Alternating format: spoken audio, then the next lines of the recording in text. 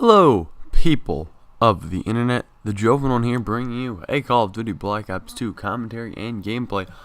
And today, I would like to talk about a movie I've seen recently.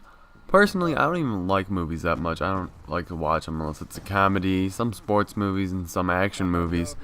But my friends wanted to see it. I'm just like, I'll just go and see it, even though I don't really want to see it. It was Fast and Furious. But I'd rather be doing stuff like, I don't know, like skateboard and playing. I'd rather play video games than watch a bloody movie, in my opinion. Except the comedies are good. But anyways, so I haven't seen Fast and Furious any time before, so I was just like, we'll just go into this. I assume it's just gonna be a bunch of stuff blowing up. It'd be awesome. I'm like, so like, I already knew that the movie wouldn't be that realistic.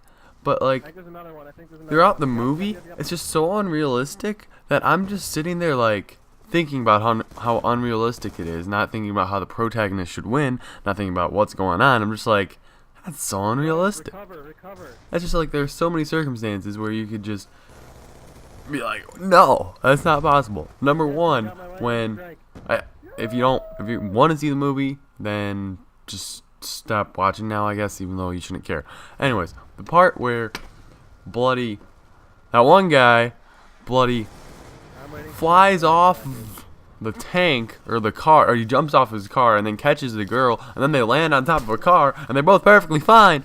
That's realistic. I mean, people were laughing in the theaters like how unrealistic that was, and I'm just like, okay, maybe that's alright if you like do a super slow-mo of it, but it was just like so casual. It was like just like, oh, I caught her. Oh, yep, we're on a car now. We're fine.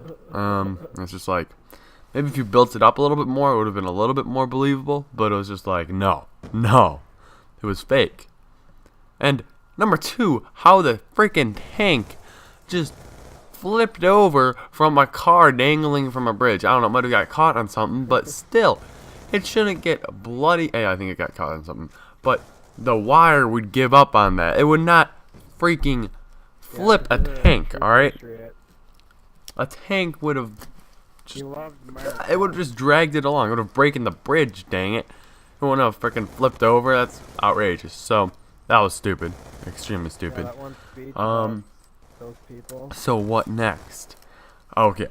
The bloody plane scene where there's a freaking cargo plane, and how unrealistic that was, and the fact that that thing is going at least 150 miles an hour the entire time, because it lands and then it just accelerates back up to takeoff speed, which it was garbage. Anyways, so the 747, a similar type big aircraft, bloody takes off at around 200 miles an hour, more like 180, but I'm assuming that airplane probably takes off around 200, but let's just say 150, just to be fair.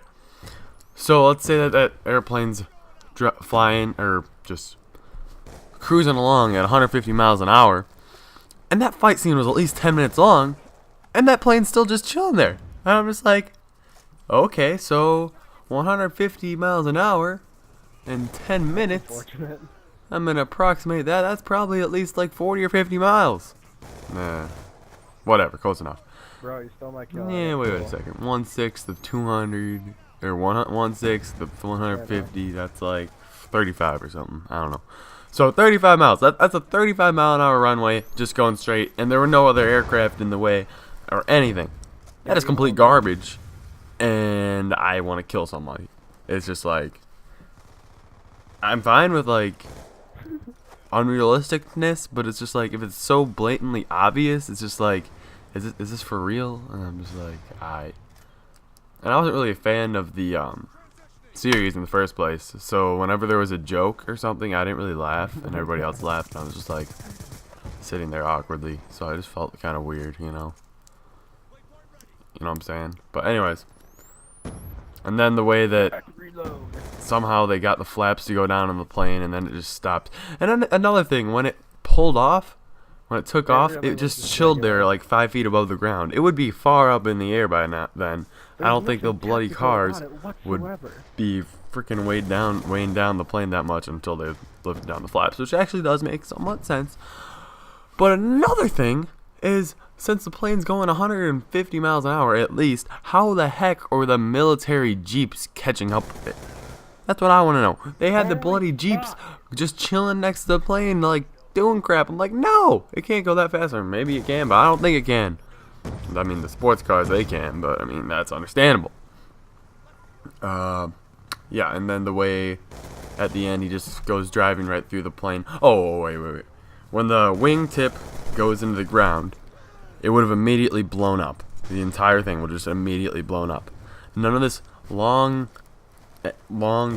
freaking dragged out thing where it goes from the wingtip all the way slowly into the entire thing and then it blows up. No, it would have blown up all immediately because the gas is stored, the fuel is stored in the wings, and it would have just been done.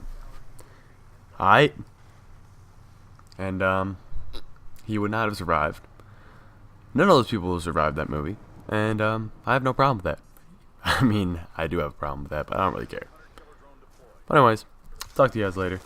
Let me know how unrealistic the other movies were, but, I mean, I'm not mad about it. It's just kind of like, I can't watch a movie like that. I mean, I'm not usually, like, a bitch about this kind of stuff, but it's just, that was a little extreme. Talk to you guys later, and I will see you guys later. Have a wonderful day, and please like and subscribe to this video. Bye.